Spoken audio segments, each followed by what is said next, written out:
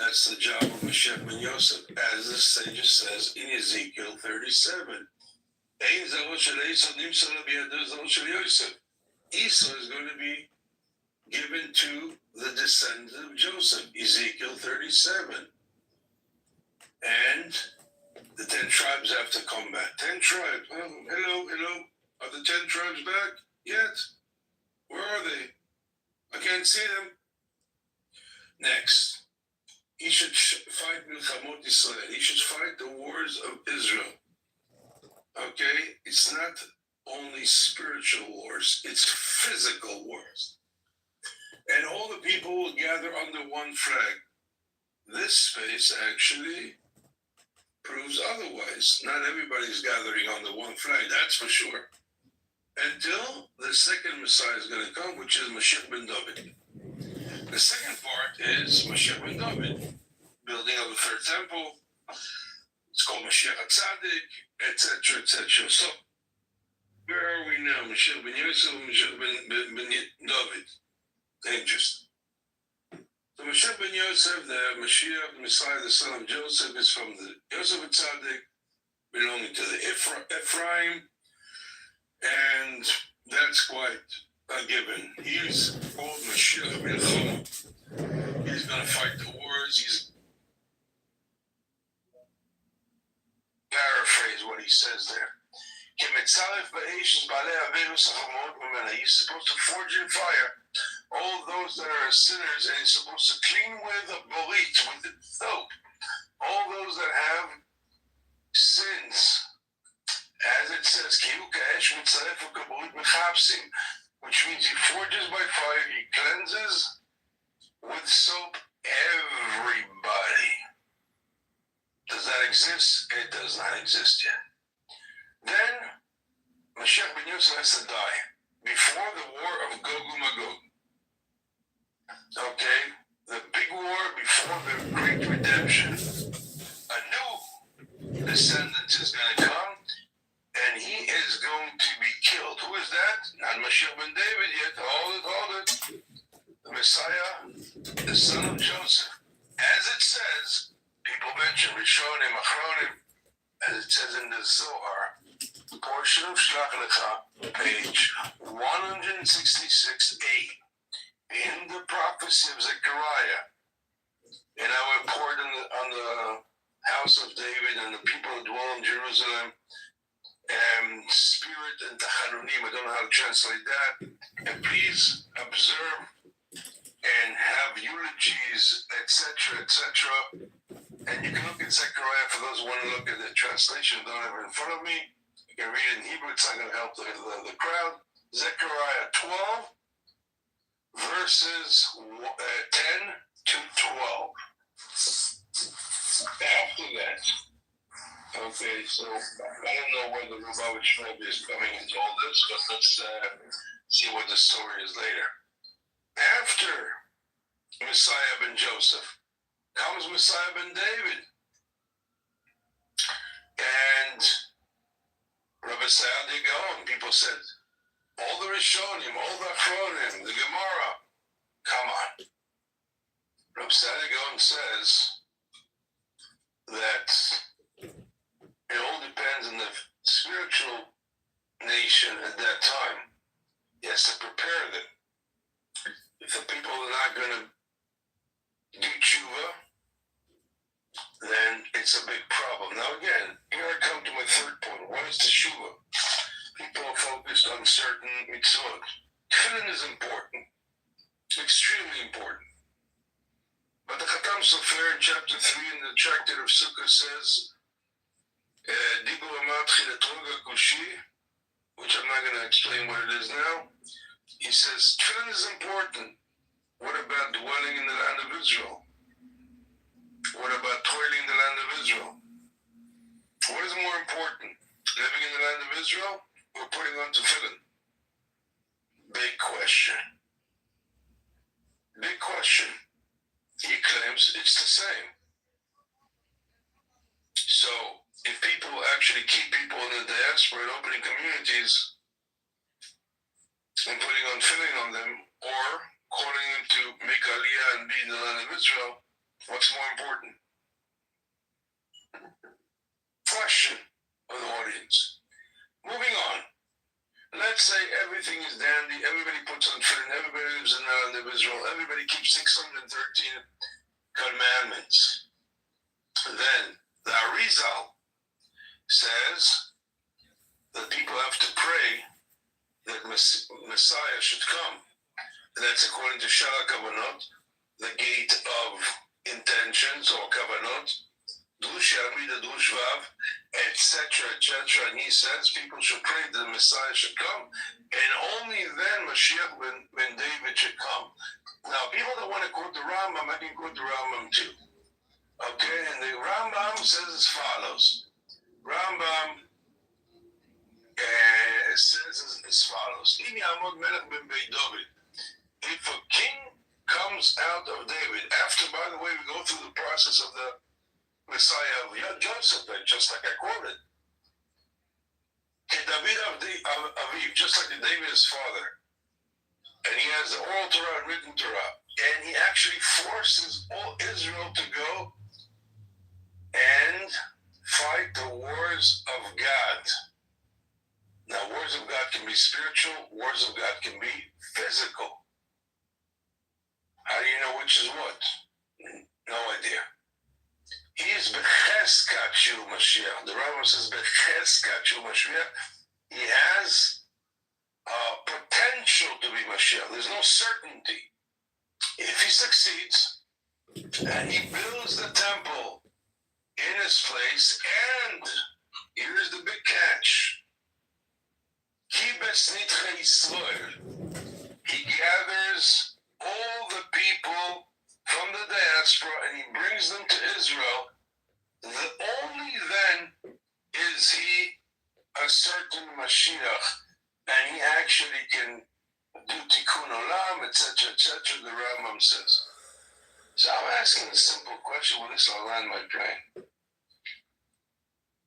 If people want to become a Mashiach, whoever it is, let's say me, you, anybody on the space, the first thing you need to do in order to cement your ways as Mashiach is what? According to Maimonides, according to the Yerushalmi, according to the Zohar, is first close down all the 5,000 Chabad houses and tell them to come to Israel. Period. End of story. That's how you become Messiah. If you cement Golus, if you cement diaspora, you're in big trouble. That's for sure not Messiah. End of story. Does not exist. Because you're missing 3 out of 3 criterias. And I quoted you everything. If you want to question me about that, go ahead. Thank you so much, Rabbi Ori. Thank you. If anyone has questions, please go ahead. I have some, I wanted to elaborate about the rabbi who was here on stage said that Chabad doesn't says Chassidus comes before other studies. I study with Chabad since 5 or 6 years on a daily basis. I mean, Tanya, Mama, Likutes Sichos. I mean, also Chumash obviously, then we have the Rambam class, the 3 chapters of Rambam. I am bad in Rambam, I often skip it because, I'm not a good person. So, the claim was that the rebel said Chassidus comes before other studies, and the rabbi on stage said, no, that's not true. That's for sure true. I heard it saying a dozen of Chabad rabbis. There's the incident, there was a praying of the rabbi. The rabbi was speaking, holding a shiva in Yiddish. The video is online. I could look it up, okay? But I found it in the Yaffe diaries. Rabbi Salman Yaffe Weitz, he wrote diaries, everything what the rabbi did. A bochur who filmed the rabbi, there was a situation. He was then filming the whole day, okay, this praying, and everyone was studying, and then the rabbi stopped the shiva and asked him, did you study today? Because you're the whole time here. And he said, no, I didn't study. He has almost no time to learn for his work, and in general today also not. But he has in general no time to learn. The rabbi answered him that if he has absolutely no time except for a few minutes, then he must learn at least a daily page of Tanya. Okay? That's mainstream Chabad. That's the often quoted part. I mean, that's not a secret. When you don't have time, then Tanya comes first. Okay? I know nothing about studied a little bit Rambam, but I was secular. I came to Chabad, and it was always Tanya first, then Chumash, then Rambam. Okay? That's the way of that's the way. Okay? The lightning bolt should hit me when I lie in this moment, but I don't lie. I even quoted him. Okay? If you have absolutely no time, then Tanya comes before everything, before the Torah studies. Okay? That's everything, and I know it because I studied since years with them. Thanks for listening. Thank you for telling us that, Michael. Okay, Lisa, I see your hands up. If you're still here, please go on. No, I'm here. I think that what Chabad, I'm not Chabad. I think what they would say to that is that they consider Tanya Torah. In other words, learning Tanya is learning Torah. The Chabad, what Michael just said, is that that's the first thing you should be learning if you only have a limited amount of time. They wouldn't say it's Torah or Tanya. Tanya's part of Torah, that's what you learn first. And a lot of people, including me, question whether that makes sense, or if that's correct, maybe that's a better way to put it. But to be fair to the Chabadniks, they wouldn't say it's Tanya or Torah. Can I ask a stupid question? It's a quick one. Is Tanya Torah, or is there a difference? Because I don't know anything about Tanya. And Tanya is based on the Zohar, which is the deepest Kabbalistic elements of Torah, which those of us who were raised in a more Litvish environment, especially as women, we were taught, you have to be a man and you have to be over 40 before you can start learning Kabbalah. So I was never exposed to Tanya until fairly recently. But Tanya was written by the first Lubavitcher Rebbe based on Kabbalistic Zohar teachings. I don't know what the world considers it, the rest of the yeshiva world. No, my question is kind of like, it feels like to me that Torah is like the more carries more weight than Tanya, but No, Torah. I mean, Torah. Everything comes from the Torah. I know that when I was learning, when I was in high school and learning from Litvash teachers, and we would discuss Chabad, the rabbi who was teaching us said he wants to have, his thing is learn it, not about like sit down and learn the Chumash, learn what Rashi says, learn the Mishnah, learn the Gemara, learn the Rishonim. Stop talking about it. And that was in regards to the way Chabad was. This was back in the 70s. Like the feeling was they talked too much about everything and not about not just sitting and learning it. So this has been a percolating, contentious discussion for a long, long time. It's not new to us, but I don't think he answered my question. I asked it as respectfully as I could. What's the point of those flags? What do you mean it's a campaign flag? Who runs for Mashiach? and who's running against him is the question. It's a weird answer you gave. I don't think he answered it. I'm very, very, very respectful of Chabad. It's not that. It's like I think it's a serious theological question and it should be handled seriously, not making fun of other people who question it. I find those flags very problematic. I don't understand what's the point. What were the flags? I'm sorry, who asked that? This is John. What were the flags that he had? There are flags that fly all over the place with the picture of the Rebbe, and it says, It says King Mashiach. King Mashiach, with the picture of the Rebbe's face. Got it. And the point is the Rebbe's dead, which he acknowledged that he's dead physically. That's the way he put it, and that's a campaign.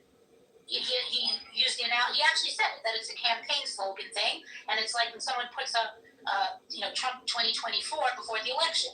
So I said, really? I said, no. I said it would be like if you put George Washington's face on it and said 2024. George Washington's dead, so he can't be running in 2024. What is the purpose of those signs?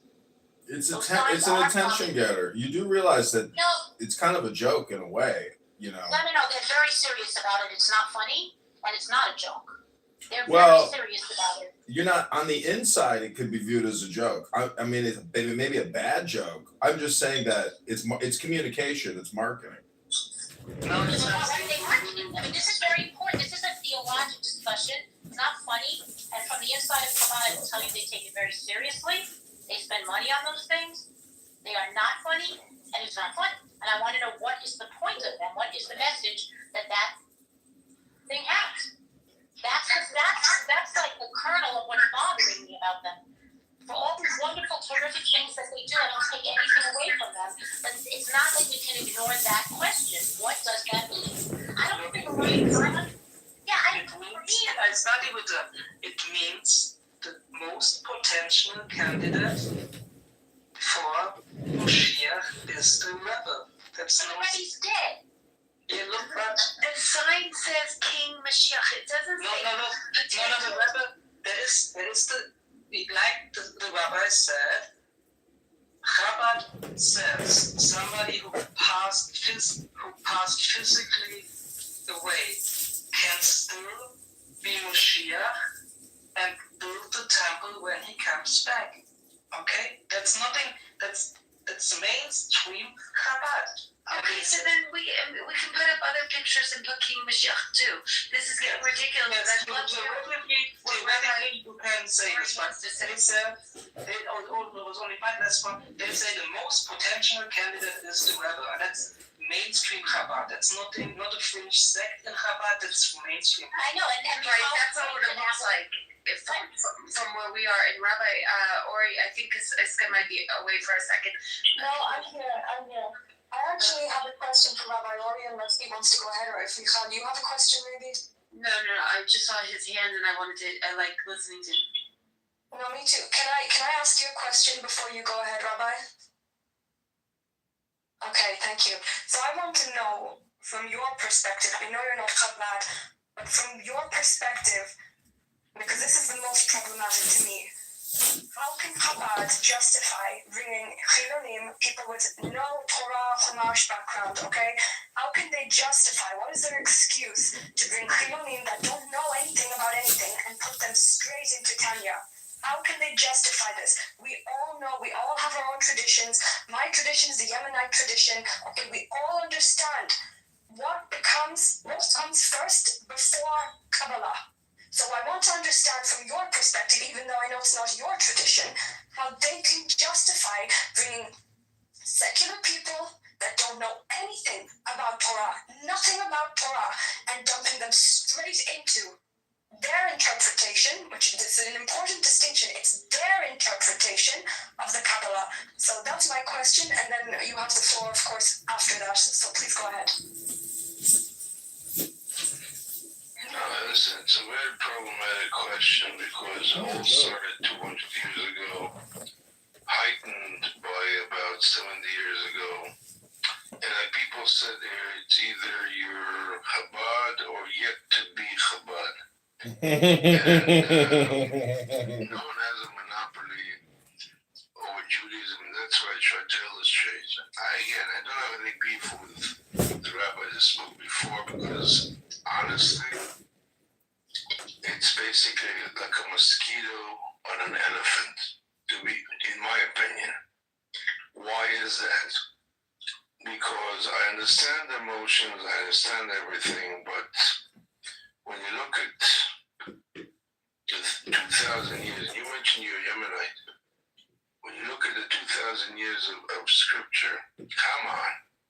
The person has to learn Chumash, Tanakh, then he has to learn Mishnah in its entirety, then Talmud, Bavli, Yerushalmi, And then he has to learn Rishonim from the time of the Geonim until the 15th century, then the whole Shulchan Aruch, plus the other about, I would say, 90,000 books that we have to 100,000 books that we have in the last 400 years.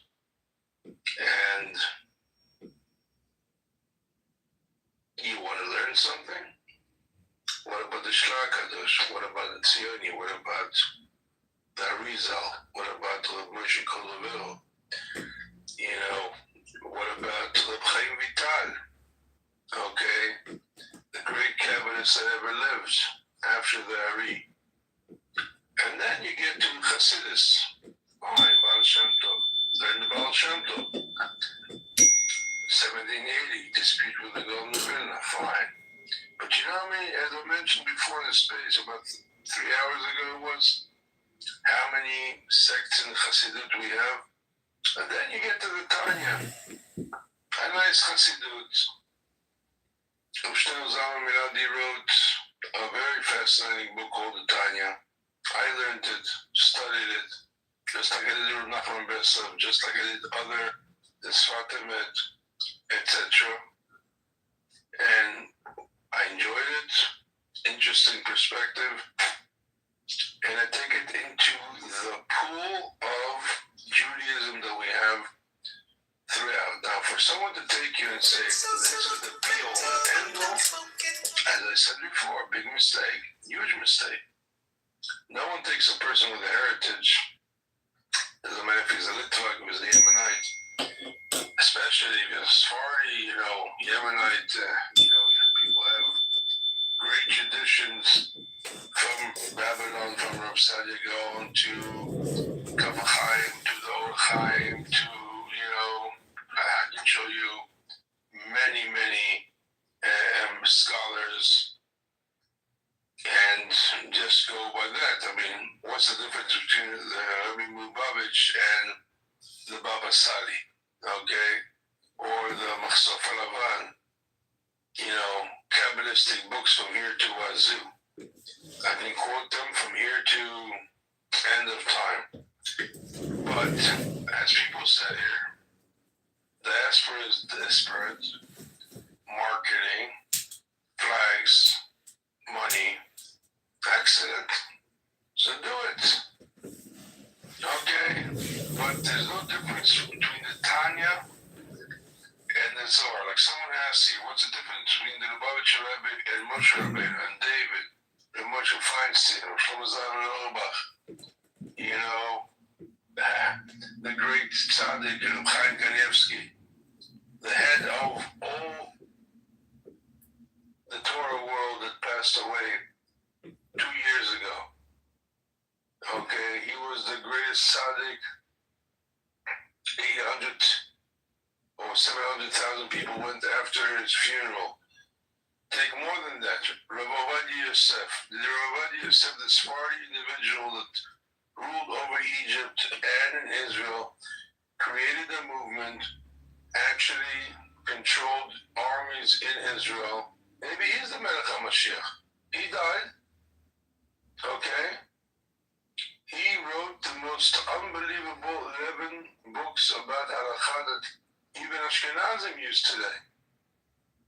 One of the biggest sages and the biggest rulers of halakha in our generation, in the 20th century, and the 21st.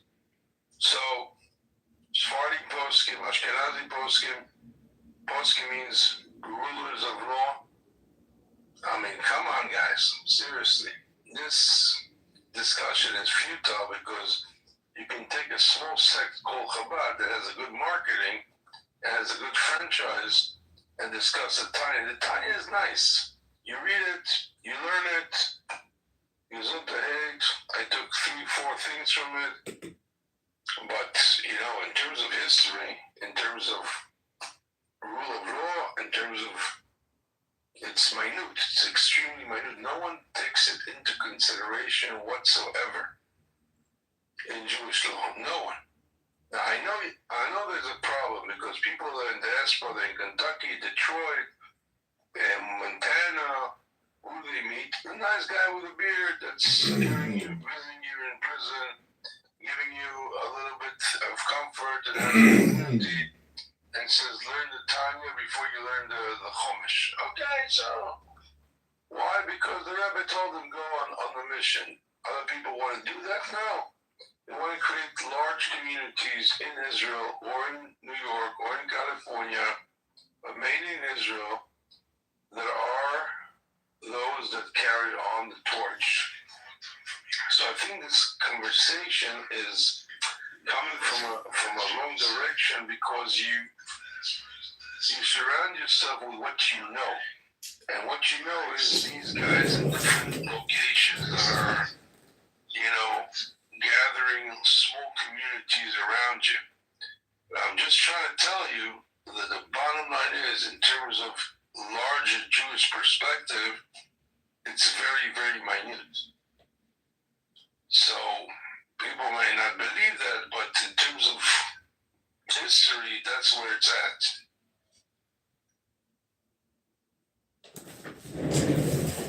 So you're saying it's a pretty good book? Yeah,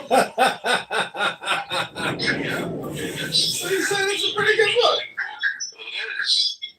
But you know what? It's a book on my shelf, and I have 7,000 of those. 7,000 different books. It's one of the books. One of the books. That's all. Maybe that I'm sorry. Not more, not less. Well, I've read the Tanya a couple times. I have this, it gives like commentary on it by Rabbi Shapiro. The commentary itself is incredible. There's just, because there's, I don't know Hebrew. So when you throw all these Hebrew words in and you get these deeper psychological meanings, it can be a very transformative book for one's personal development. No, you're right. But did you read the Shefa Chaim of Rebbe Mitzans? Did you read the Sfat Emet? Did you read basically the works of the Tzioni? Did you read Shla Kadosh of Yeshayahu Levi Horowitz? Mind-blowing book. No. Why? Because they don't have a marketing. They did not translate it into English. They don't have commentary on that. Gives them the hate. I can quote you another 100 books that I have on my shelf that are superb, and that the teachings are like phenomenal. The early commentaries, okay? Did someone read Reb Chaim Vital? Did someone read, Mesilat Yesharim? Like Mesilat Yesharim is a given, okay? Take Mesilat Yesharim. Moshe Chaim Luzzatto. A must in any yeshiva on the face of the globe, okay? Just ask a Chabadnik if they learn it in their yeshiva. Mesilat Yesharim. That's one of the greatest Kabbalists in Venice. Yes or no? They'll start going, Why? Why shouldn't you learn Mesilat Yesharim? Baruch HaTzadikim. Okay, Shalom Bitachon. Is it all has to do with Chabad? No. Of course not. But that's all they have. Which is sad to me, because Mesilat Yesharim is a must in every seminary, in every school, in every, yeshiva, which is like a high school, whatever, University of High Studies of Judaism. Why don't you know? Mesilat Yesharim means the path of the righteous, okay? Which is a book of conduct, book of midot. Conduct is like a morality. And why don't people learn that in Chabad? No answer. Zero. Let someone come up and dispute that, okay? I want to see one yeshiva that they learn that in Chabad. It does not exist. But again, each one to his own. They can learn the Rebbe, you can put a note in Iglot HaKodesh, you can open up and see what the Rebbe wrote that guy in 1956, and by that saying, it says here this and that, therefore I should do this and that. Let them do whatever they want, but please, please, please do not take people from Kentucky and Detroit and whatever and tell them that's the be-all and end-all, because that is not Judaism. And I'll tell you something philosophical. With this, I'll land my plane. God the Almighty, HaKadosh Baruch Hu, is infinite in His wisdom. He is not constrained by one string of doctrine. Not by Islam, not by Christianity, not by Judaism, not by sects of Judaism, not by anything. He's the Almighty. Anybody that says that this is my way or the highway is wrong, because you put a God in the box, you put a Kodesh Baruch Hu in the box, you put the Eibishter in the box. It's wrong philosophically, it's wrong in terms of Judaism, it's wrong on all aspects. So if you practice the Tanya, you'll get to salvation. Wrong does not exist. You need to broaden your mind as much as possible in order to discover God. That's in Maimonides how he starts his Mishnah Torah. Okay? And he says, which means the foundation of all foundation, pillar of all pillars is to know that there's a first creator. How do you know that there's a first creator? By the creator himself, and he carries on and says that you have to, in the Gater Perplex, go to research.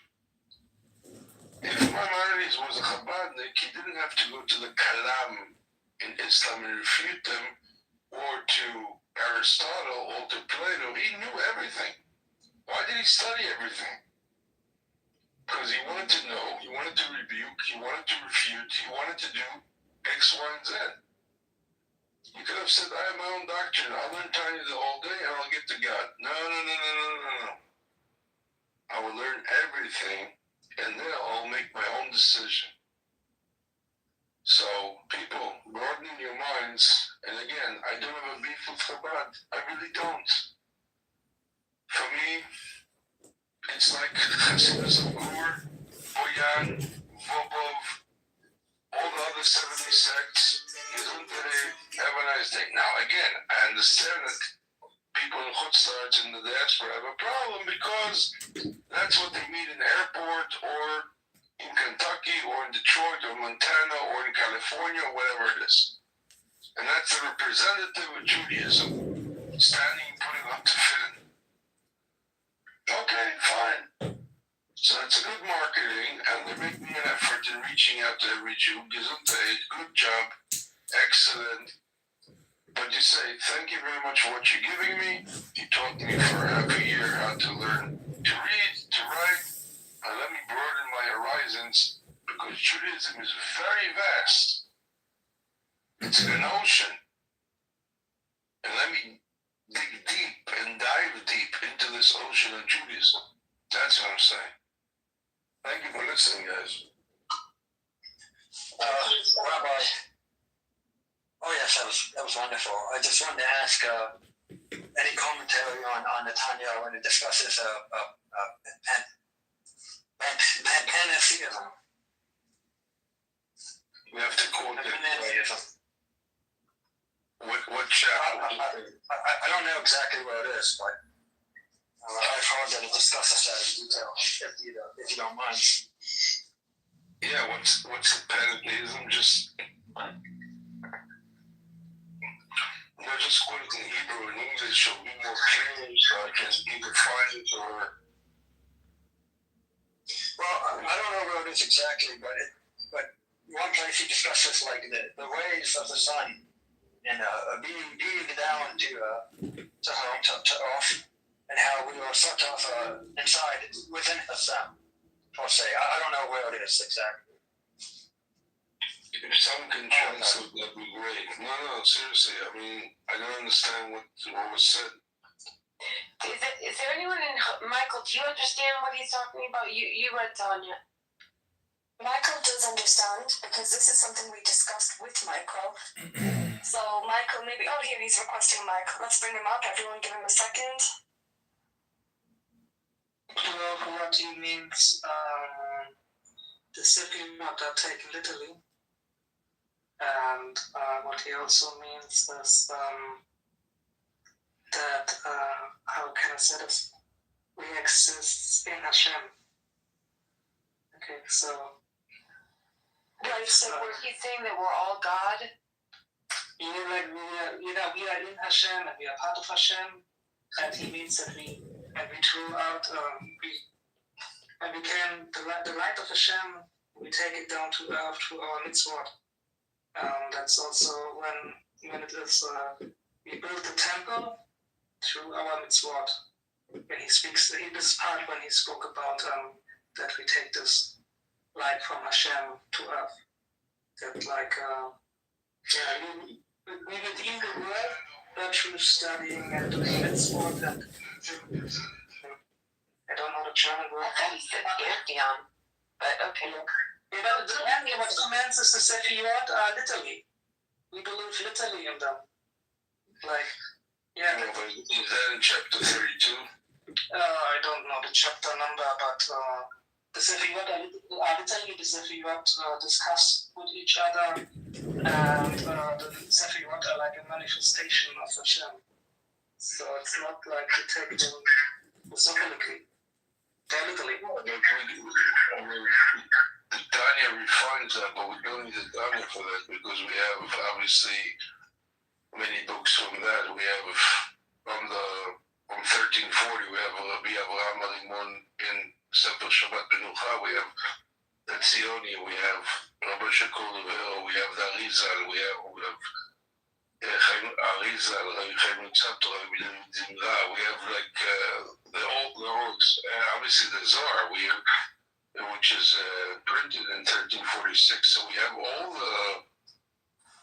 this concept we have. I mean, I know the Tanya is refining it to a certain understanding, but I'm really trying to see where people are getting at, and I can respond to that. But if I don't know exactly what people are saying, it's very hard. I read it often, daily. And there comes no pantheon, in Tanya angels, the literally Sephiroth, the different kinds of angel, like stages of angel, but there is no pantheon.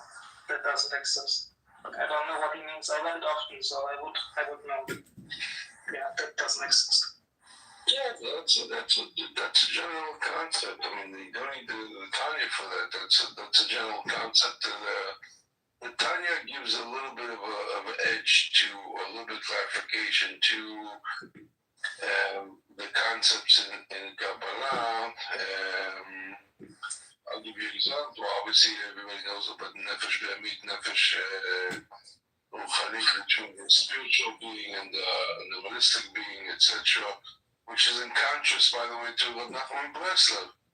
So it's a little bit different between the two. Buttercup. As we say, but This is I don't next think this is space. the space. I mean, I can go into that, but I don't think this is the space to go down the 10 Sefirot from Chokhmah Bina Vedat, which, by the way, is the initials of Chabad, as they took it from Kabbalah, and then going down to the other 7 Sefirot, which means it's the ladder going down from Keter to Malchut, which is interesting, but again, the host will tell me if it's, I mean, we can have an hour, 2 hour space about Kabbalah now, but I don't think maybe it's too tiring for people to go through that whole ordeal. Hello. Yeah. May I interject about the Rebbe conversation with the Rebbe? What I don't understand is how can the Rebbe be a candidate for the Messiah when he's dead? He wanted to vote for Donald Trump if he was no longer available to be elected president. Who's speaking? I can't see. Can you say your name? Small. Hi. Okay. Hi. So, I understand, saying that the Rebbe is the Messiah and he's going to come back to build the soul temple. That's like saying, well, Jesus is going to come back So why don't you believe in Jesus? It doesn't make sense to me. Yeah, listen, they rely on they rely on the Sanhedrin, which is ambiguous, like a dead or alive, and they rely on 2 verses, one Daniel and another verse in Isaiah. According to the translation of the Barbanel, which is also ambiguous, he comes on top of the cloud, etc., etc. But again, that ambiguous type of understanding of the person that's dead physically is going to come in the shape is not even mainstream. It's like 0.000%, 0.1 of commentary into that. And they rely on that to say that a certain individual, again, that does not meet the 3 criteria of Maimonides, No, it doesn't. so that's the end of it. I mean, thank you very much. Have a nice day. But again, I say, the majority, 99% of Judaism today, do not even have a space about it. You know why? Because they couldn't care less. And these are the giants of Torah today. You couldn't hear, when they asked of Shach in the famous speech in the arena, what do you think about Chabad? He said it's the closest cult to Judaism. It is the leader Of the Orthodox cult. No, the closest cult, the head of the Orthodox community in Israel, Rav Shach. Okay, Menachem Shach, head of Punovich. Today heads admired by, millions of people around the world today. And he didn't even bat an eyelash. And he didn't even go to a whole space about it. He says, thank you very much. Have a nice day. Moving onwards. And that's it. But again, that's Israel. The diaspora is different because you meet them every day, and that's the story. That's what I'm saying. I take more of the Maimonidean approach that the Messianic age is going to be a natural event. The Messiah is going to be a human. He's going to come, make peace. Jews are going to be allowed to live in Israel in peace. But I'm more of like a rationalist, I'm a follower of Maimonides. So I'm not convinced of. Obviously, according to Maimonides, it doesn't make the cut. You're right. You're absolutely right. In any way, shape, or form. Yes, thank you. It's nice speaking with you. Yeah. Yes. Take care.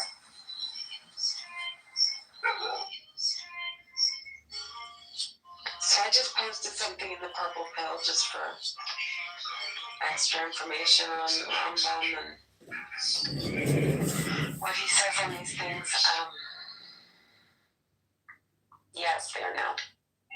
Yes, but you have to pound on the one point is, and again, according to Maimonides, and I quote again, Maimonides says very, very specifically, and he's not the only one, and that is, and I'll quote, Maimonides says, "V'kabetz nitchei Yisrael," gather the people of Israel. And then he says, Harei ze Mashiach, this is Messiah. So it's contradictory to the whole mission. And I once met, to be honest, I met a Chabadnik, and I said to him, you want to be a Mashiach? You want to fly the flag? No problem. Just do one little thing for me, please. Announce today, that was before the Rebbe died. I was very young then.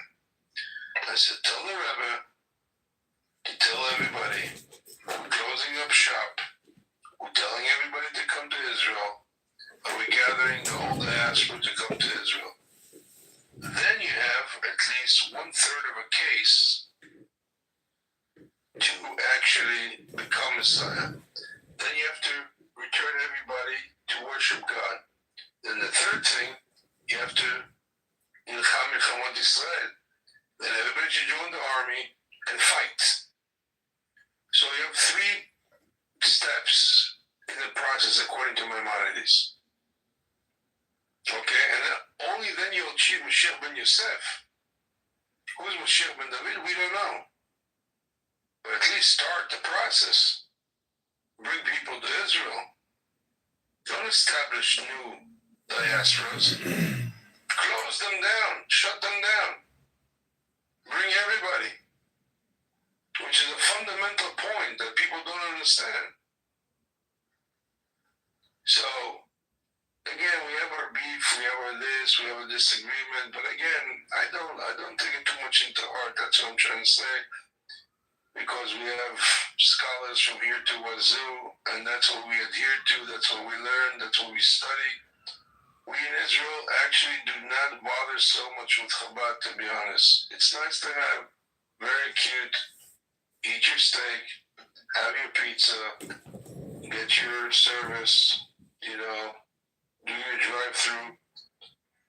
Very nice, but not really effective, to be honest. I just have one quick question, and it's kind of maybe I don't want to keep going over this, but is it avodah zarah? Because it seems like to me it is, and I know this is maybe beating a dead horse. I just want to know once and for all because I don't want to. Because I want to know what I'm doing. I need to know what I'm doing. When I'm reading stuff from the Chabad website, I'm feeling now like I shouldn't be reading some things. I don't know if I can trust it. Listen, some of the things, I gave on the head to Chabad in a few instances. Listen, you can do everything that you want. You gotta look about things, be cordial, open your house, do Achnasat Tolchim, give tzedakah, help people, do what you do best, provide tefillin, etc.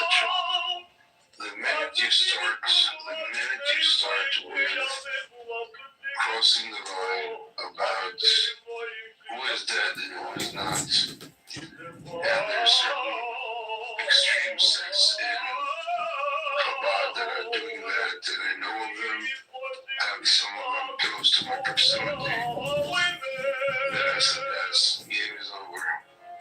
That's it. You're not into the synagogue.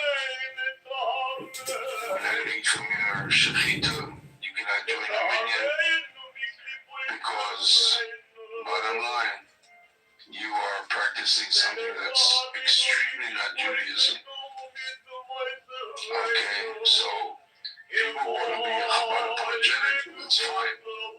That's also in the realm of, but the person is very adamant that an individual is alive and is somewhere, and we can actually see him, and we can pray to him, and all the prayers go through them, and etc. And that's already overboard. But I don't know many of those that exist, but if they exist, then stay away, my friends, because that's not Judaism. No rabbi will tell you that's according to Judaism. They'll just, turn their back and say, thank you very much, have a nice day, goodbye. And their meeting, they're going to enter their stores, and they're going to be associated with them. Not only the trucks, not only the Lithuanian Jews, but the rest of Jewry is not going to adhere to that, or we're not going to tolerate that. You know why? Because we've been through thick and through thin. We've been through Shaplexley, we've been through the Frankissi, we've been through many individuals that tried to stir up things and skew the Jewish community and the belief in the monotheistic God. Not going to happen again. So if some odd individual is going to start with the shenanigans, it's over. We're distilled 1,000 times throughout the ages. and we know what we're talking about. So we do not tolerate it. So you have to be aware of that.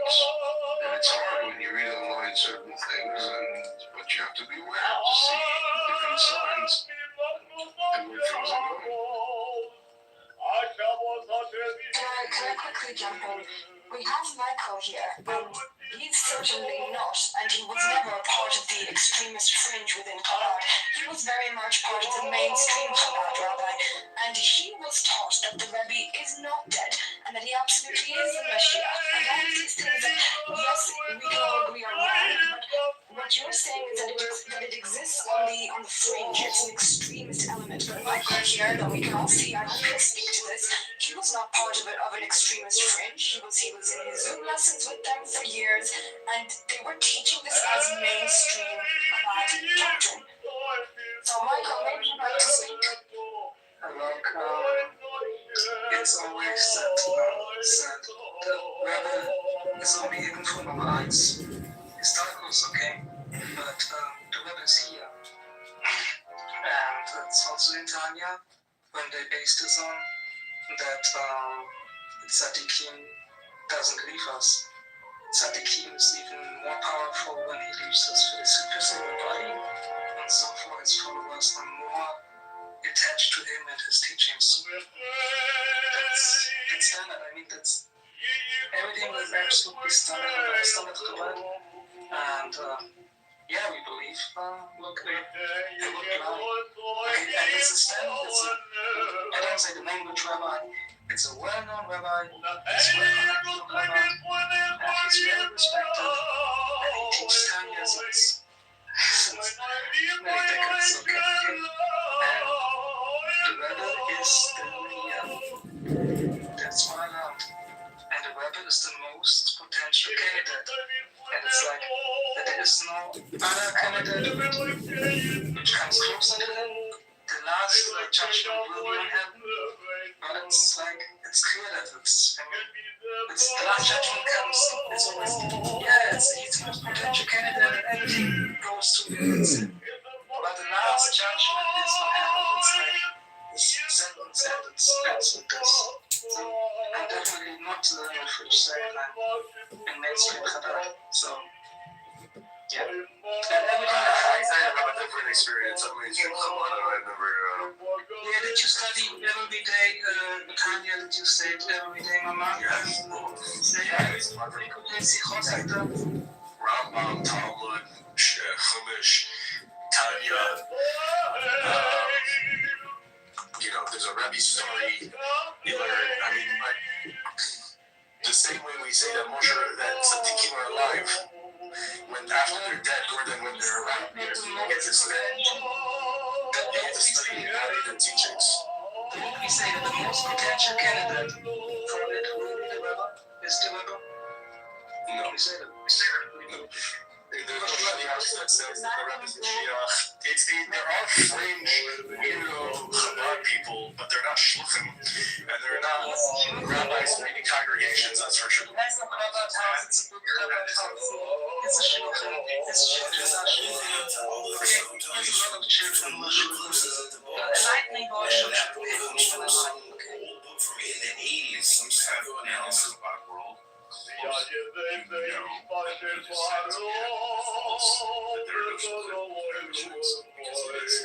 Beyond obvious, if you have been close in the Chabad world, it is true. You can babysit their kids. And 3-year-old will tell you when you're putting them to bed at night that they want to go and meet Hamashiach. When they're putting you pushing them on the swings at the playground, I want to go higher and I want to see a Rebbe and Melech Hamashiach. And it doesn't take much. I was at a college campus, and all of the other kids there who had babysit the rabbi's wives said the same stories. They saw the same thing in the kids. The real truth comes out when you speak to the kids and you find out that that's what they teach their kids at home. And that's, I'm not saying that to criticize them, but to say that they don't believe it is just absurd. That's even as against what the Rebbe himself said. They tried to probably he said, I don't follow the truth. That may be true. But to say that it doesn't exist among the shluchim It's okay. So maybe you found some So short funny kids because that are saying that for some reason, but the they're rabbi turning. himself said It's like a that bad he's not meditation, just but a 3-year-old who lives in the middle of, the middle of nowhere, whose only real exposure to Judaism is their parents. They're not going to a cheder. They're not, and if they are, they're going to some. Yeah, I'm sorry, you can't slander Chabad. You can't slander Chabad. I'm not well, the space is against this slandering Chabad. I'm telling you my personal experience. I'm talking to you, I'm talking about the space. People like Where did you guys know Chabad? I'm Specifically to you, Michael, this space title is slandering Chabad, and I've been hearing it for like literally 2 hours. It's slandering Chabad. Chabad's flag slanders Mashiach. So what I saw when I came in, unfortunately, was a man who had rabbi in his name, who had no mido that I have seen a rabbi display. That was shocking. And then I heard Rabbi Mori speak, displaying mido and coming up with sources, and the person who had claimed to be a rabbi immediately left and did not respond to any of Rabbi Mori's sources. That's what I have seen so far in the space. I have not seen people slandering Chabad. I have seen a Chabad rabbi, and I'm going to put that in quotes because I've met many Chabad rabbis and I've never seen that type of mido, so I'm not quite sure where he's a well-known I just rabbi. want to say something.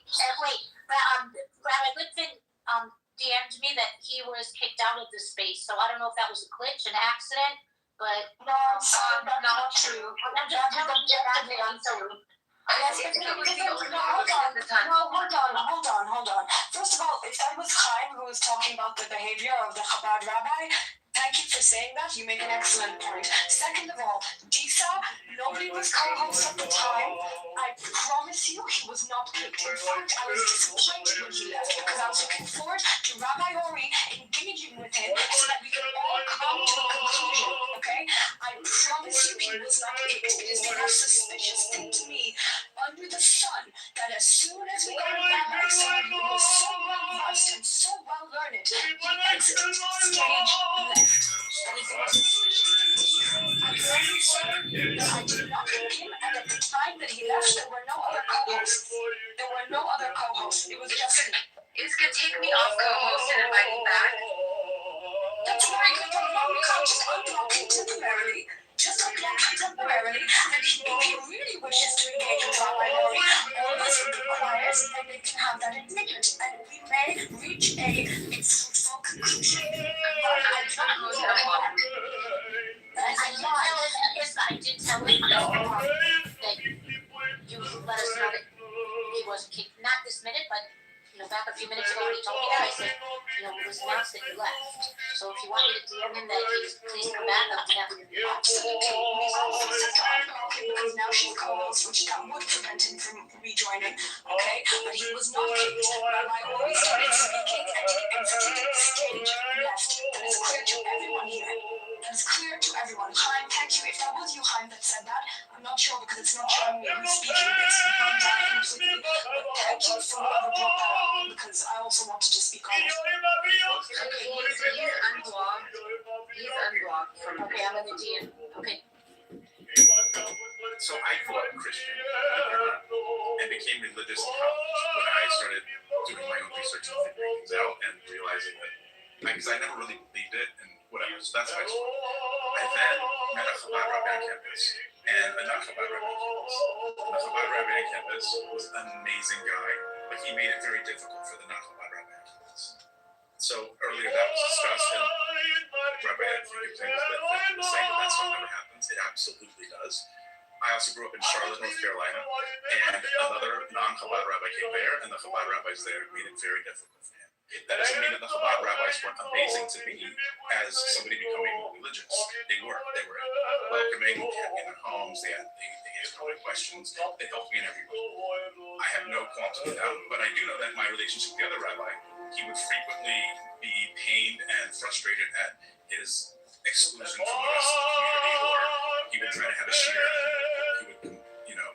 He would try very much not to show how pained he was by things that were going on that we were all seeing. So the friction was definitely there. I then went to the Chabad Yeshiva in Morristown, New Jersey from 2000. So if any of you guys know people who were there then, I was there. They'll know me. The stuff Michael's saying is true. The place place we would go to in Crown Heights when they would send us there for the weekend had the Mashiach flag in it. I remember sitting in Crown Heights in 770 and getting pushed out of the way, practically onto the floor, because somebody told me after the fact the Rebbe's coming through and you need to get out of the way.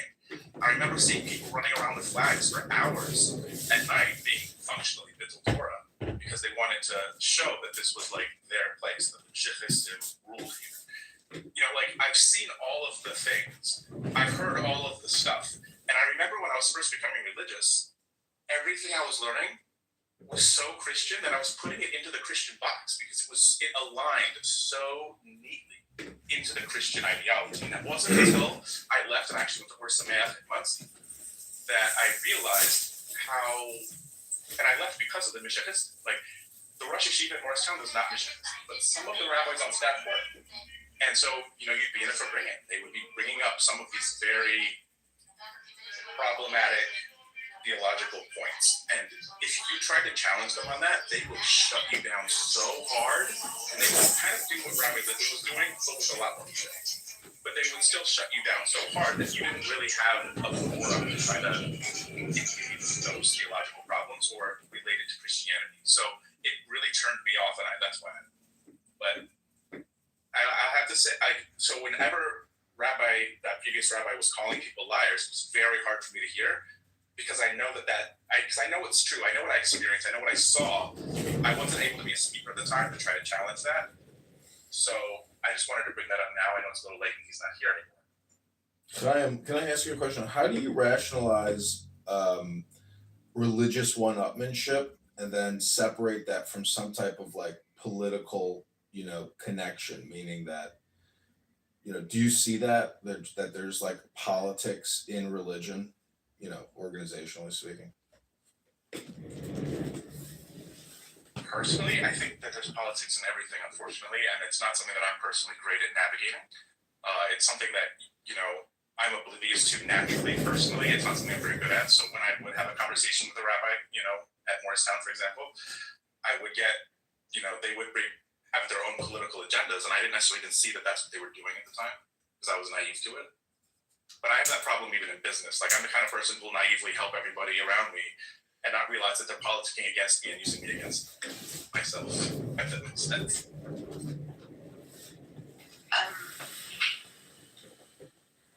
Okay, so I guess we're waiting. Disa, did you hear back from Rabbi Kim? What's the point of this space? I don't understand. Why there's so much slander and If it's not beneficial, if it's not, you don't have to do it. 1 second. If it's not beneficial to you, then absolutely feel free to leave. Nobody is being held here. It was beneficial for Am Yisrael to do it in general. We're allowed to have a discussion. Thank you for your time. Don't discuss anything if I'm going to start interrupting you. Rabbi already started stand up for a while, and so we're waiting on that. Jennifer also. And by the way, guys, I know there are people requesting a mic. We have no more spaces. I don't have another co-host. So if people are not I need to speak. I go down in the audience and somebody can speak. Okay. I switch to that somebody can speak. Thank you. And anybody else who's not planning to speak, please drop down. Don't just stay on the mic. If you have something to say later, of course, you're welcome to come back up. Shall we go to Jennifer or Rabbi Ori first? A space like this does much more harm than it does good. Just keep that in mind. Okay, thank you. So you can exit stage left if that's your feeling. You can join the other rabbi. Okay, Jennifer, please go ahead. If this space does harm, then say something intelligent and positive. I don't understand what you're complaining. Okay, well, I just want to say I know about has the Tanya classes, but I don't see the Tanya classes exclusively offered at just Chabad. I see other synagogues offer class Tanya. However, I personally don't like Tanya. I think we can get to spiritual experience by Pirkei Avot, but that's my whole take on it. I do like Chabad. Not that I'm a Chabadnik, but I like what they do because they do take people that are very secular and they teach them about Torah, so I don't see anything wrong with that. Now, as far as Mashiach goes, I think there are some sects within Chabad that believe that he was a Mashiach. However, I find that a little bit on the side. So that's my own take with Chabad. But I'm certainly not going to slander them. I think they do very good. Well, I'm not Chabadnik. I lean more to a nation person. Anyways, that's my take. Thank you for letting me speak. Of course, thank you so much, Jennifer. I think we should go back to the rabbi and then we'll go to Michnik because she was trying to speak for a long time, and then Halsey. So please go ahead, Rabbi. Circle to Michmid and Halsey, and I'll speak. Sure, Michnik, please go ahead. Can you hear me? Yes, we can hear you. Okay, first of all, thank you, Rabbi. This space, I don't know whether this space has been brilliant or it's been a car crash, but whatever it is, it's good that we're debating here. We're all Jews, we all love Israel. I just want to say something. That has been very, very good to me and my children. Okay, my kids are at university. They're able to go there every Friday night. Again, they look after them. They provide kosher food. They order kosher food through them. It's the way it's run. It's a machine.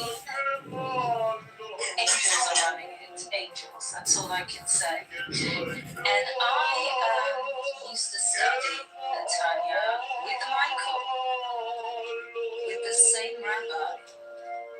And I don't remember that rabbi ever alluding to the fact that the Chabad rabbi, the Rebbe, is alive, and he's Mashiach, and I've never heard those words come out of his mouth. I think the Tanya is a wonderful book to study. It brought me great comfort, especially in times of adversity, and I only have good things to say about Chabad.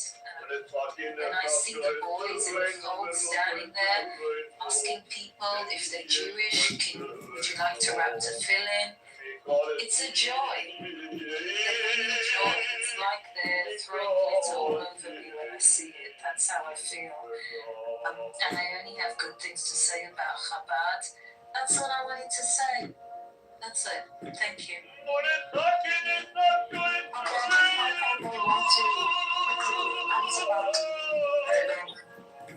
Study Tanya with the study Mamas and Nikotai Sichos. We studied with the same rabbi. Yeah, but I also studied with another one myself. Okay, so I saw you were talking about the same rabbi. You mentioned Tanya. Then go to Rabbi and ask him if I lied. Anything I said. I'm not saying you lied. I'm just saying. Can I speak? Okay. I assumed you were talking about the same rabbi that I studied with because you mentioned Tanya and he taught us both on Zoom. I studied since I think six years. Tanya with different rabbis. A lightning bolt should strike me when I lied. And I'm not saying, listen, I'm coming in here like it's nothing everything I said, look, everything I said can get looked up. You will find other people who say the same. It's not written in Tanya. I never said what I said is in Tanya. There are other Hasidic books, the other literature by Chabad, and you will find what I said in it. Okay, Tanya is the entrance to the Chabad world. Okay, but there are way more through it. There are so many Nikotai Sichos. When you study them weekly, you need, I think, 8 years to finish them. There's a study circle, Nikotai Sichos study circle. like the Talmud study circle, and you need 8 years to finish them. I mean, there's a lot of study, and it's delicate, meant to be covered. Okay, the rebel is still here. He's the most potential candidate for Moshiach. Nothing I said is a strange nationalist take. Okay, and even the rabbi who was on stage said, yes, he is the most potential candidate. It's like, okay. Everyone can say everything they want because I spoke only about my experience, which isn't a French experience. Right? Understand? Okay.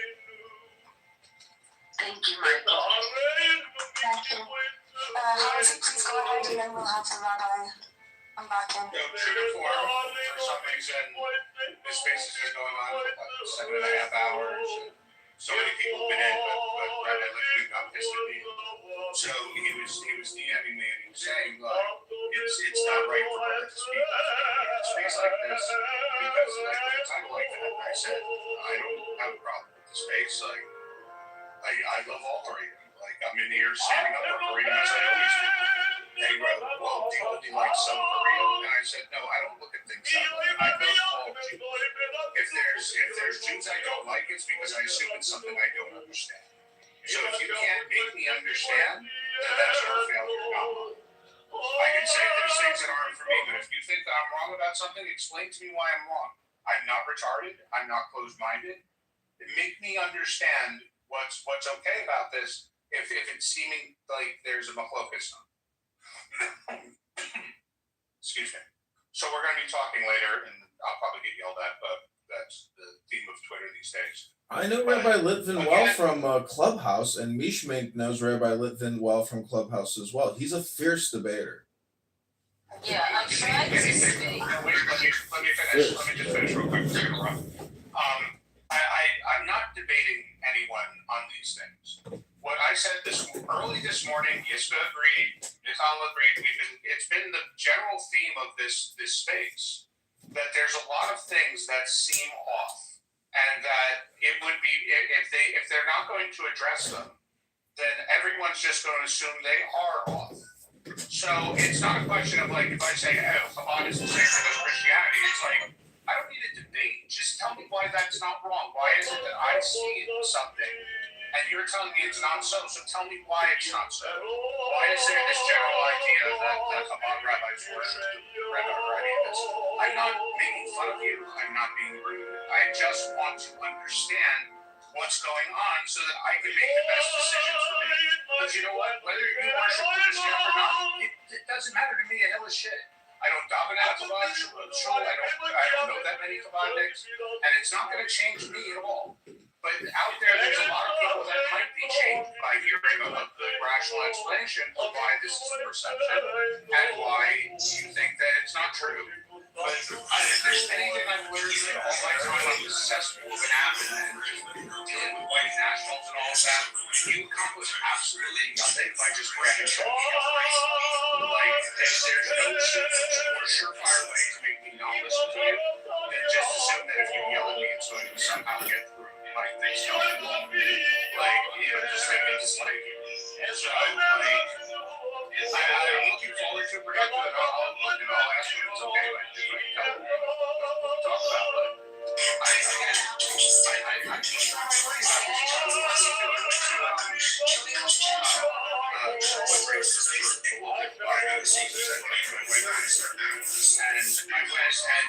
I found a lot of things that you say very problematic in terms of the way they respond to it. Like at one point, the show said something like, well, actually, no, I'm Rosh Hashanah, but the Rebbe inscribes you. And I said, it's very problematic. Like the idea that we would do that. And I asked Rabbi what's going on. Like, because I don't get these systems. I think it might be a problem. Just acknowledge that it might be a problem. Halsey, one second. I just want to make sure I heard what you said correctly. I'm so sorry. They believe that the Rebbe inscribes them in the Book of Life. Is that what you just said? That's what she said in the speech. The Rebbe inscribes them in the Book of Life. Right. So I don't know if this is a general belief, if this is just her belief. I don't know. And as I said, I'm not trying to disparage all people. And all I'm trying to say is that you know, but at the same time, for me, it's like if there's something I'm not getting, I want to understand it. I want, like, if there's a different way to, I know I'm from a religious background. I didn't spend all the years in yeshiva when I was young. I've been wearing Torah for 20 years now. And that's, you know, people got many more years on me. And I don't want to be wrong. I don't want to be looking at things the wrong way. And I want to love every Jew. So if I'm honest, you know how much somebody yells at me about nobody believes this is sensation. Having sex with underagers and all that. Don't you realize, like, nobody cares about the that's not a defense. What you're basically saying is, like, we're getting hard, don't worry, no one gives a shit about it. It's not true. And why would you just confirm to them that and so, like, why would you try to figure out, like, what they were saying when it was true? And so, African Americans, I don't like the argument of that. That's why. Oh, don't worry, like, I tell you, if you do this, let's say, or even say 1% of the population, why do they think that it's, like, what does Hamas do to try to kind of counter this? Like, do you think it's a problem? Do you think it's worth it? Just ignoring it, maybe it'll go away. Like, tell me about these things. I know for years I was always saying, and I think we don't do enough of that. Like, we don't just want to hear explanations anymore. We want to gotcha. Like, he said that idea.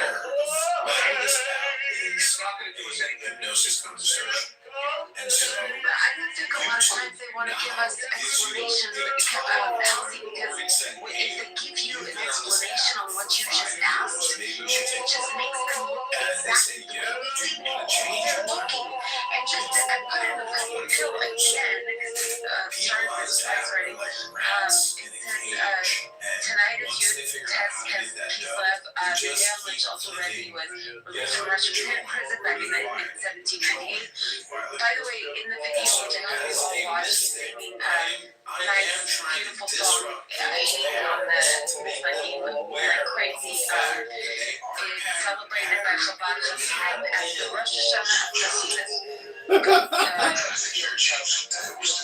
And so I would imagine, like, from what I'm reading here, if it's the Rebbe who sings the book, it's probably for Hamas Rosh Hashanah, their special one that they made up. As I said, we're people favorably until there's a reason not to. And I want to believe that there's this Orthodox running around the world spreading it out. So, and I know that there's reasons to demonize Orthodox people. I see it all the time with different groups. So I want people to explain it to me. I want to know why it exists and don't distract, don't say, yes, but they do this all the things. Whether that's irrelevant to the conversation, I want to know about these things I find problematic. It's out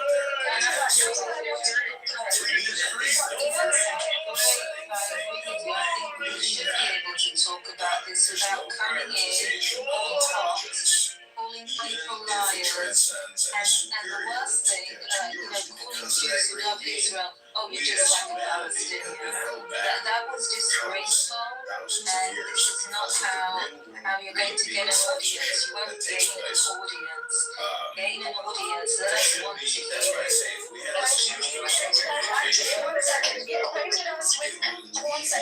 You credited us with Hamas numbers. You credited us with Jews from Palestine.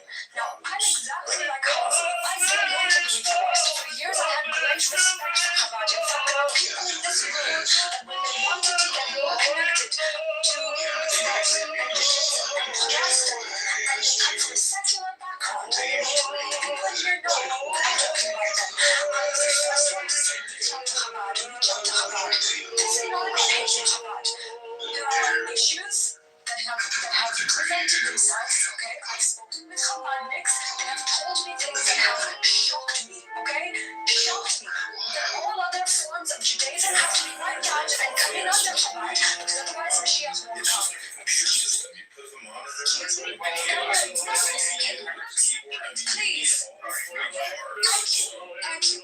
The Rebbe Moshe Rabbeinu was? Do you understand how sick that is? That he was a greater prophet, that he was a greater connection to Hashem than Moses? He's teaching totally secular Jews that are trying desperately to reconnect with their background, with their history, with their home, and they're teaching them nonsense. So when we ask these questions, and from truly a place of love and respect, I'm not going to get into the details, but people here that know I have great respect for Chabad over the years, okay? So when we have questions, and we're told, shame on you, I've had Chilonim that don't know the first thing about Torah telling me I'm not a Jew. I am in fact a Jew. I'm in fact an Orthodox Jew, and in fact I'm in Israel. So when I've had a rabbi in Kentucky, which is, excuse my, I'm not even going to go there, sorry, no rabbi, or you should join my services more often because you keep me on the straight path, not to curse. Anyway, I'll get back to my point. How they hold on. To have him come in and insult us, and to slander us, and to cast aspersions as to our character and our Judaism, and to have all of the diaspora come demanding answers from me in DMs and messaging me and tweeting me that I'm not Jewish for this. We are entitled to understand their viewpoint when we don't understand it. Why does that make us villains? We simply need to understand because this contradicts our understanding of Torah. We are allowed to ask for clarification. The fact that the goalposts are immediately moved to turn us into villains that we're trying to do something wrong here for simply wanting to understand is sinister. Do not avoid discussion. Do not avoid debate. Come on, join us. Talk to us. Explain to us how your viewpoint isn't the antithesis of the Torah and Rambam's teachings. Because I would love to hear it. And for everyone demanding answers from me in DM, it's so good that Rabbi Ori's here because I'm going to control myself. But take a hike, okay? Take a hike. As Heidi said, we are entitled to ask questions when things don't make sense. So, out of respect to Rabbi Ori, take a hike. Can I say one last thing before we go to Rabbi Ori? And I'll make it quick. Respect. Appreciate the fact that they're trying to years. Okay, so everybody represents less tinkering of the exhibition against a lot of natural. And also, I would ask that anybody who thinks that I have something against Chabad go through my timeline and see how many times I have directed people, all types of people, Jews, non-Jews, to Chabad website. How many times I've taken information from there and posted it? I have had a lot of love and respect for Chabad, and I still do. We have questions that we, and like how he says, and is that we are entitled to get answers. What Jews do.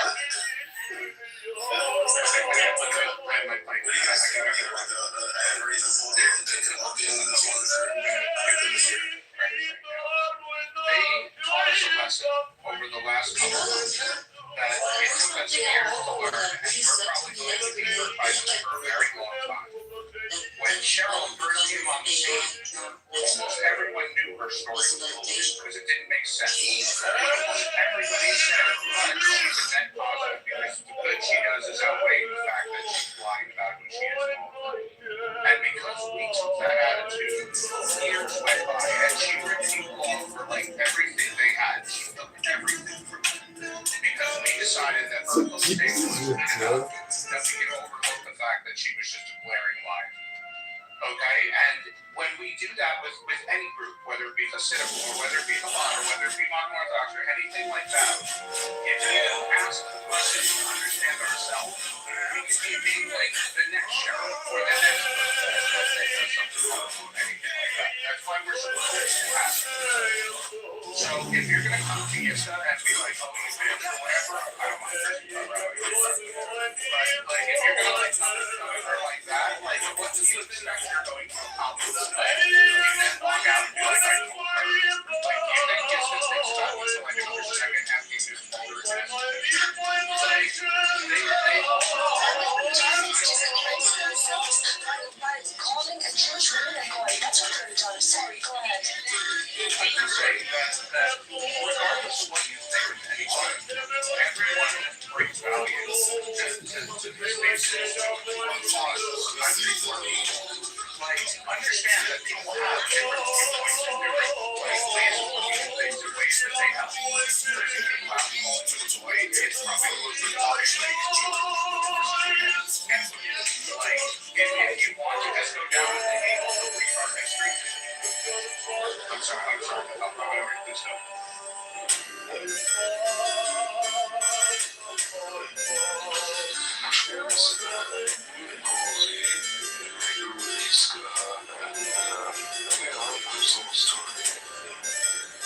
Goes back to 2004, where,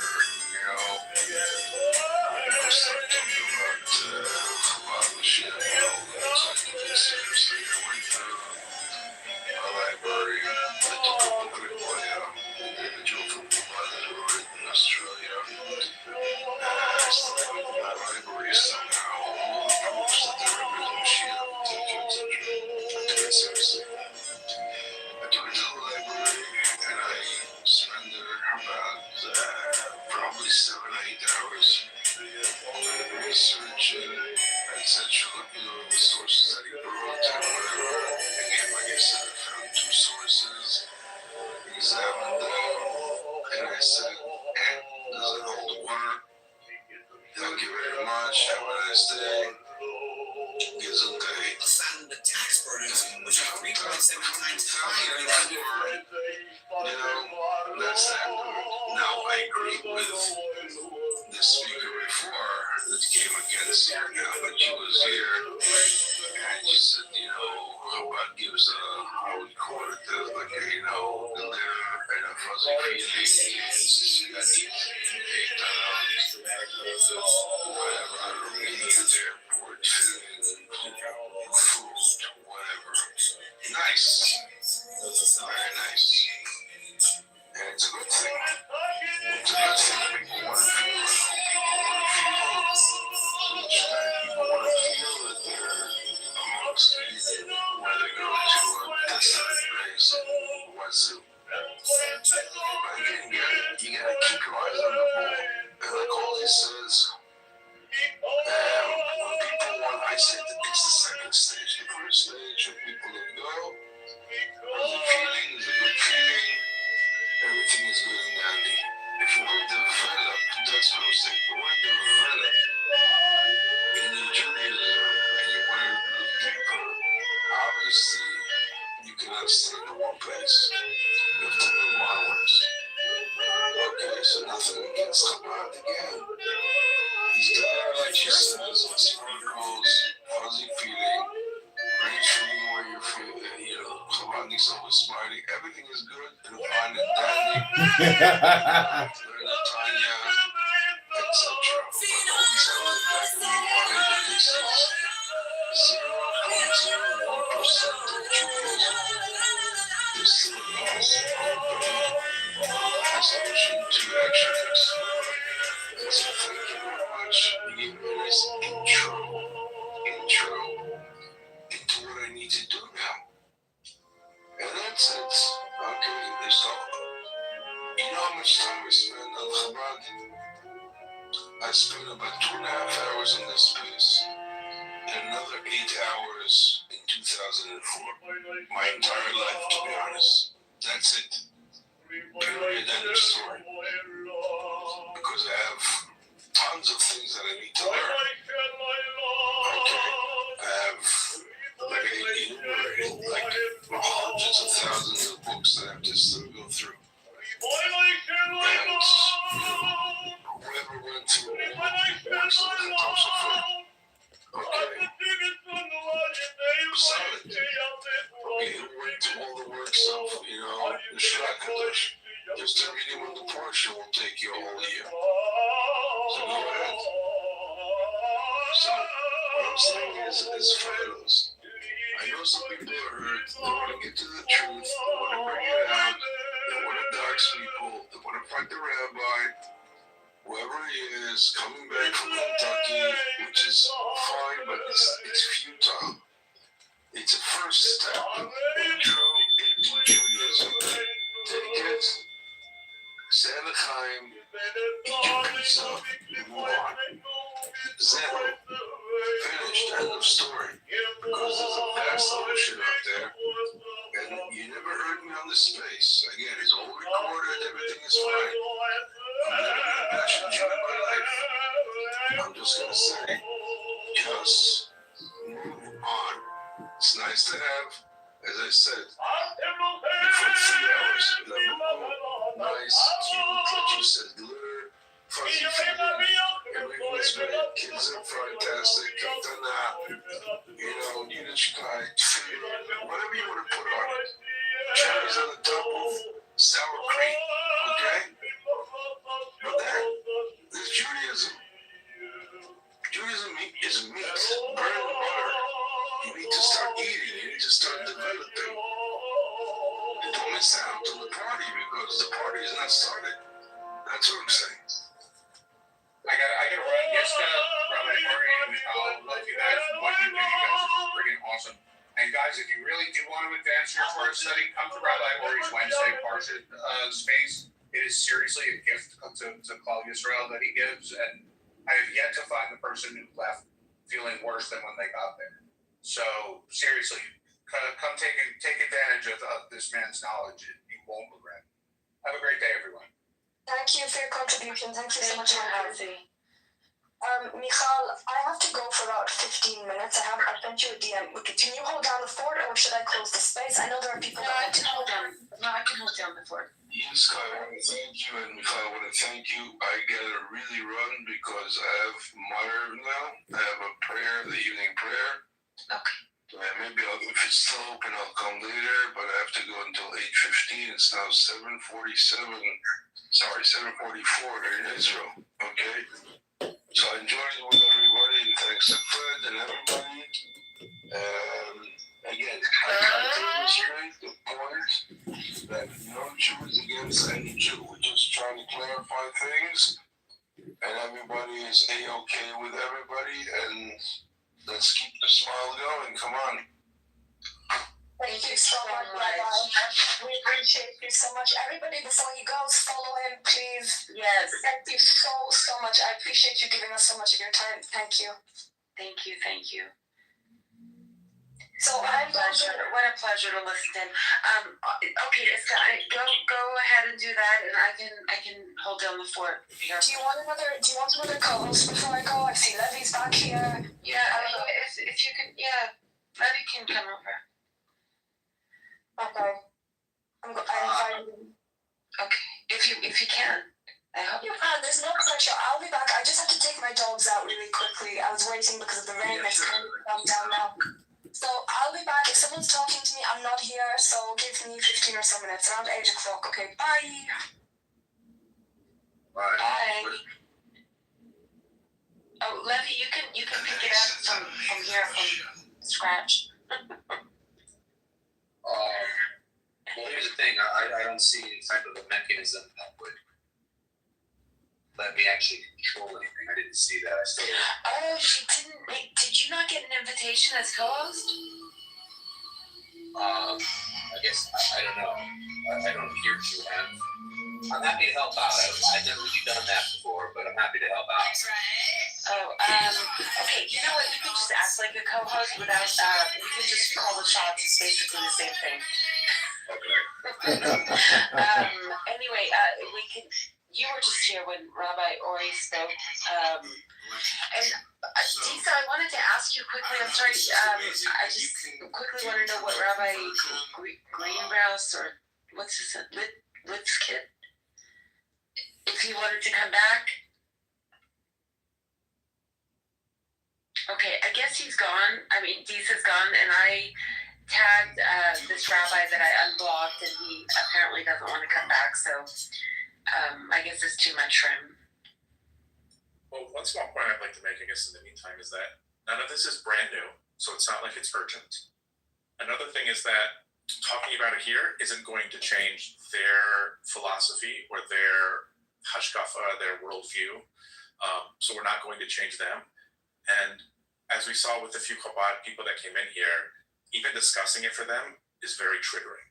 So that is worth remembering as you go forward in the rest of your life, is that, when you interact with them in the real world, they will be generally very great people, very nice people, very knowledgeable people.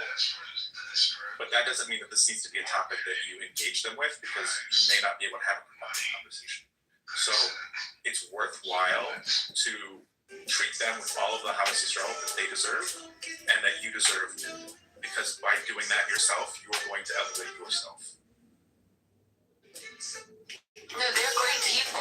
That's why it's a little bit hard also on this end, because I've never met a Chabad person that I didn't think was really a great person. They're great people. Just to kind of be the bad guy here, the devil's advocate, are they so great when they're making rap songs, making fun of me? Oh, no. Yeah, I didn't like that. That's what spurred off this whole thing. And you guys can see it in the purple pill. That's what got me a little bit nuts, and that's what got me bringing the topic up to Iska. That's what got us into deep discussion. That's what got us into speaking to Chabad people, and that's what got us here, actually. Yeah, I'm gonna I just kind of thought about this because I just saw that video not too long ago. That is Lashon Hara. That's 100% Lashon Hara. Like, it was a bunch of snags, a bunch of Lithuanian guys from Lithuania. It was a bunch of Lithuanian guys from Lithuania just like, man, get the rippy, like, I mean, it kind of reminds me of like, whatever. Forget to say that. It was like a couple of Lithuanian dudes that were out to get the remedy. It's like, how does that make it okay to publicly out that? Oh, wow. We're just gonna out that. That's what the Jews did. The Jews did that. Every time we're I gonna make mention like somebody, every somebody. single This is like non-Chabad Ashkenazi. Oh, so his name is John. So you know. I don't know. Okay. Well, I'll tell you what. When you started talking about, what you did, immediately I thought about him. That's why I asked if you know. So I guess you do know each other. I see a lot of rooms. I don't think I really had conversations indirectly yet. Oh, really? Okay. Wow. Interesting. But I think what you guys, both of you guys actually say is interesting. But the reason I think it's interesting is because I see a lot of people these days, they're kind of like I know a guy named Conservative Atheist. I heard rumors that he might pass away. That he used to espouse Christianity. Like he thought religion was great, it was very moral for society. All of these things are he's also conservative, like I said. And I just think he's Christian, but he's an atheist. And I start to see a lot of people like that. Sometimes I meet little kids, they identify as like Christian nationalists. Listening to them, they believe in the culture and the religion itself. But when I listen very carefully,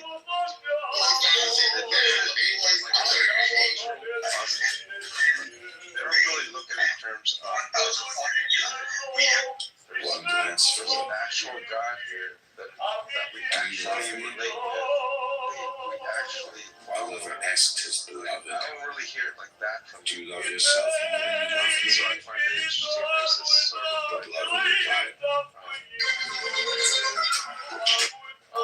view, a perspective of Christianity.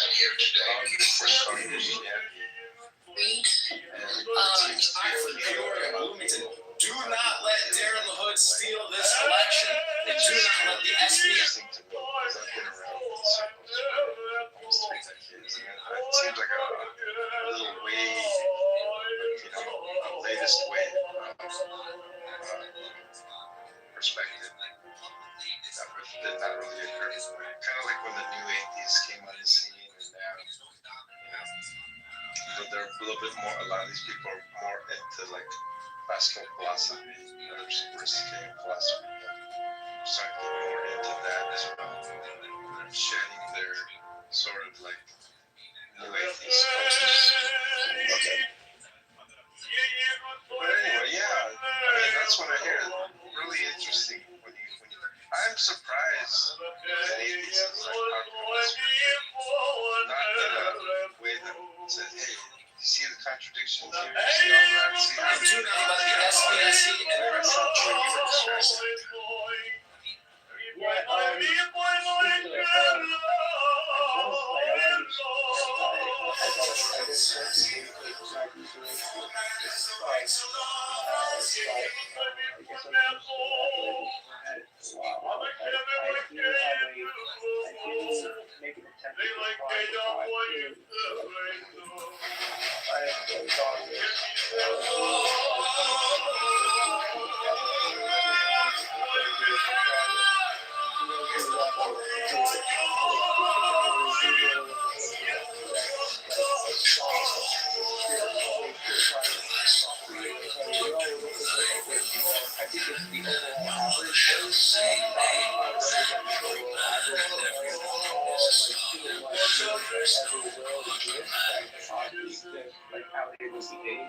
That leans towards God's, the good nature, with the best qualities of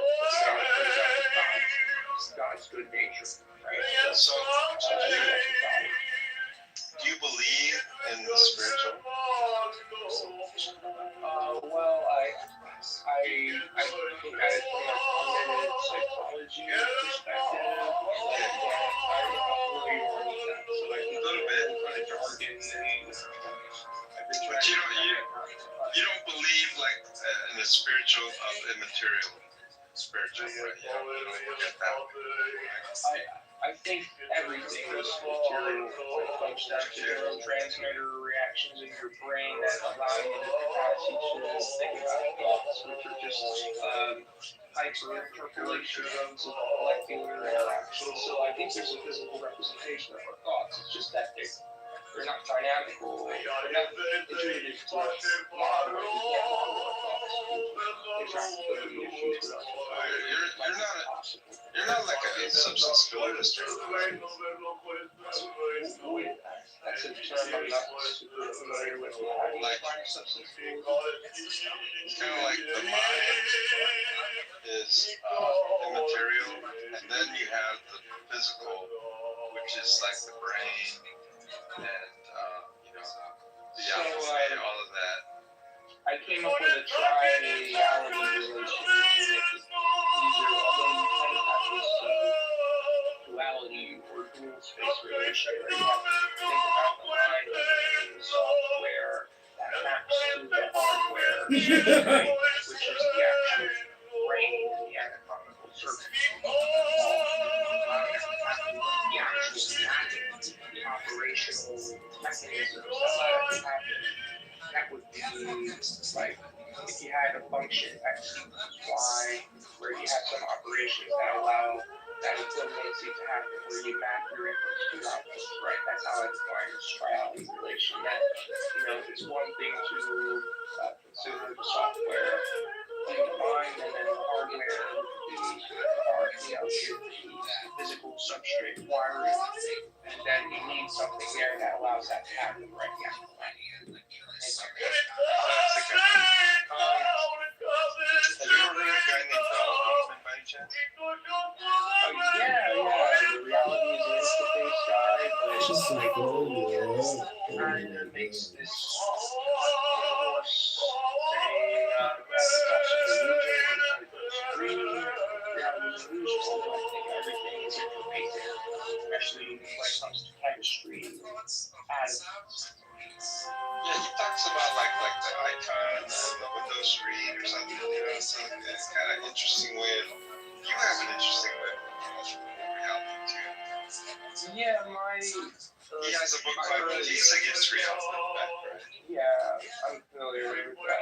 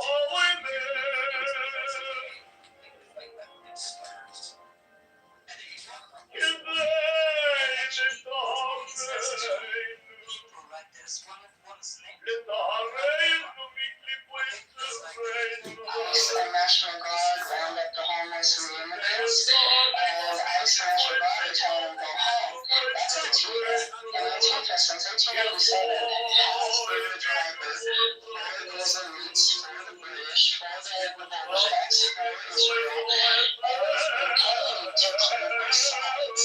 And so what I think is important to focus our attention on hearing type which happens instead of going around on who's the fed, who's not fed, whether we got laws, we got what.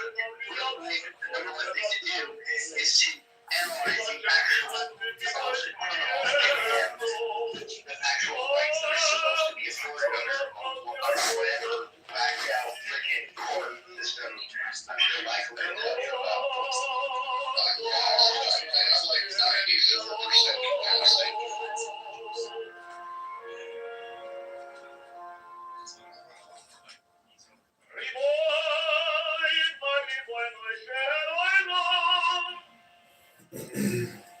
Sophistication, like being able to have medical properties, which mostly is masculine mammals and some avian species, some species of birds as well, but mostly mammals exhibit metabotic properties. And also, you have like squids and cephalopods.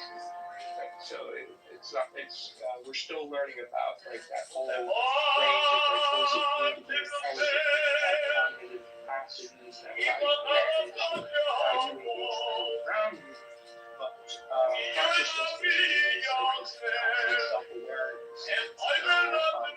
So metacognition is the base for that. Humans are a bit special because we can generationally pass knowledge in a way using these complex genetic systems, which took us about only recently in our evolutionary period, like the last 10 to 12,000 years, the origin of language, which I think when it comes to talking about creation theory and visit Genesis and John, I think the origin of language makes more sense when you say the universe had a beginning. You could say if our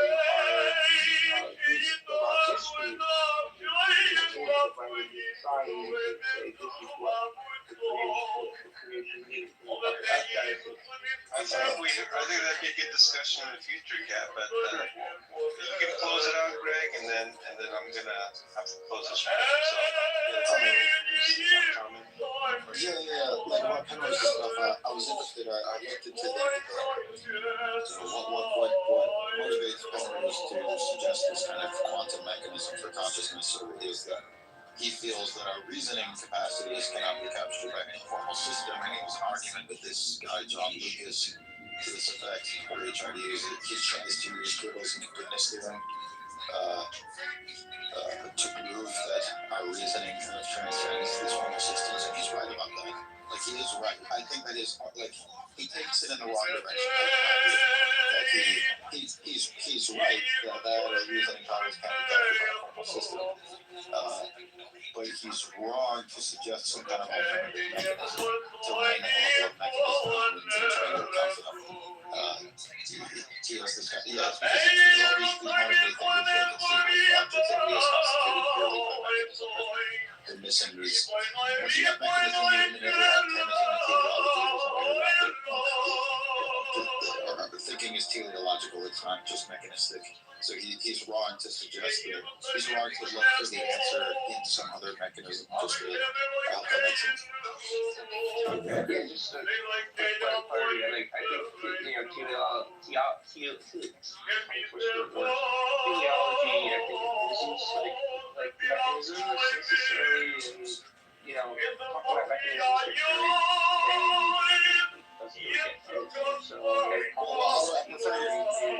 I'm specifically referring to the metaphysical categories of objectivity, like the system. That's what sure. So I'm gonna close it out, guys, with a prayer. So I gotta get around, just make it happen. So I appreciate you guys coming out, and I just want to make a quick prayer.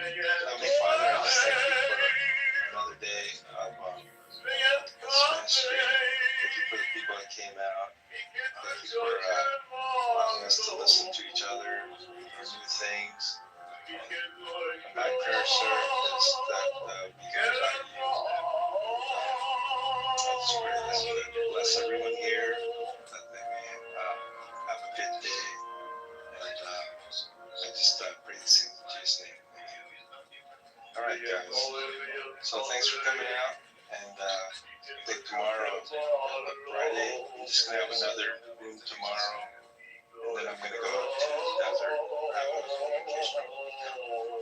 So I'll see you guys tomorrow, hopefully. And you guys have a blessed day.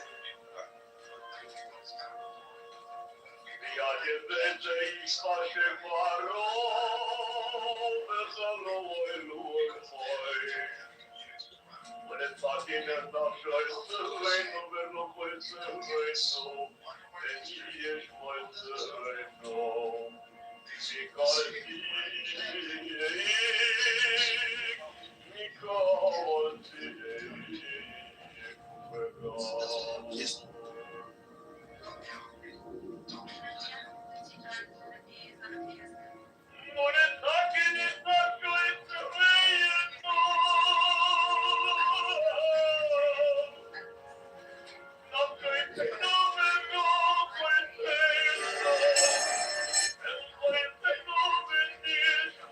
You is listening to AIDS.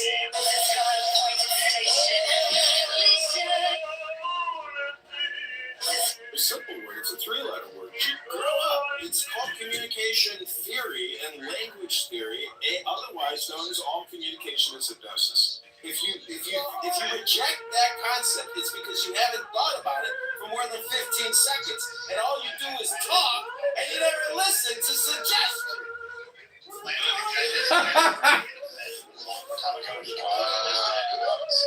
Have those types of debates so much. So I was curious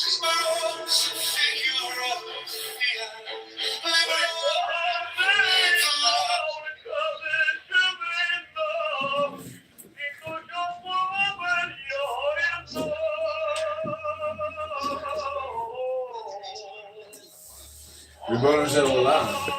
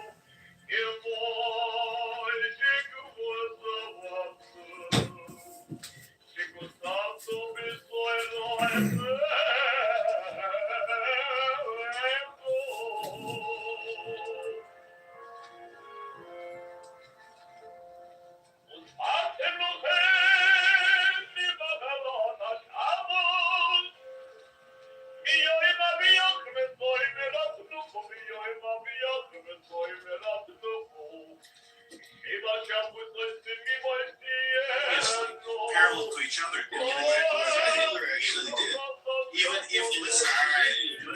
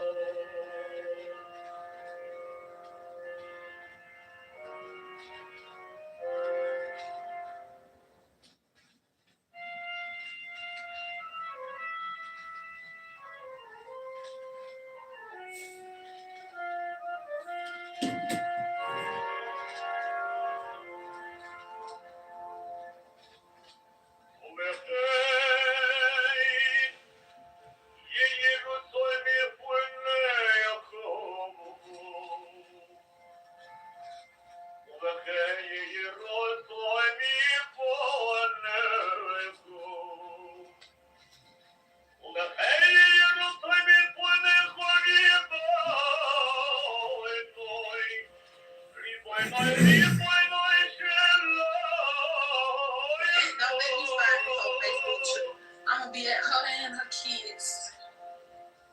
Who the fuck gonna do something to me? Yeah, that's that pretty girl who paid for it.